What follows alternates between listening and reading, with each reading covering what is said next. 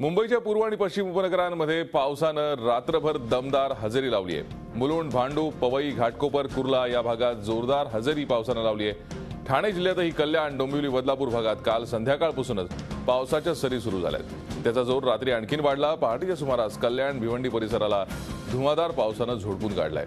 पावसानं अंबरनाथ आणि बदलापूरमध्ये झालेल्या या मुसळधार पावसामुळे मध्य रेल्वेच्या वाहतुकीवर कोणताही परिणाम झालेला नाही, तर पश्चिम उपनगरातही पावसानं दमदार हजेरी लावली आहे। पश्चिम रेल्वेच्या वाहतुकीवरही फारसा परिणाम झालेला नाहीये।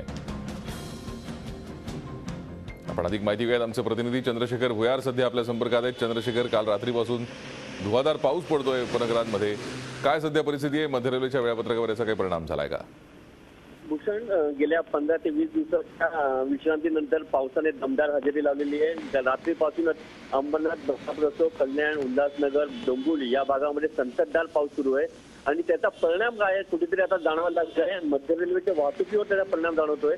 आता जी मध्य रेल्वेची वाहतूक आहे ती 10 ते 15 मिनिटं उशिराने धावत आहे। निश्चित कारण अजून कळत नाही, तिची अनाउन्समेंट अजून रेल्वे प्रशासनाकडनं केली जात नाहीये। मात्र ज्या गाड्या आहेत त्या थांबतच कल्याणच्या दिशेने धावत आहेत। त्याच्यामुळे आता तरी जो वाहतुकीवर जो परिणाम आहे रेल्वेचा तो आता जाणवू लागलाय।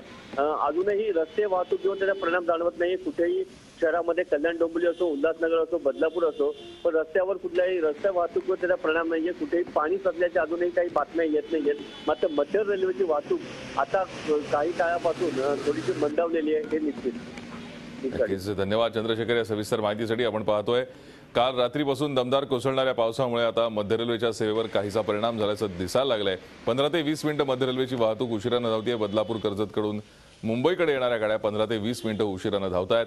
रेल्वे प्रशासनाकडून अजून कोणतीही उद्घोषणा होत नाहीये, मात्र प्रवाशांना याचा फटका बसतो आहे। झी 24 तास रहा एक पाऊल पुढे।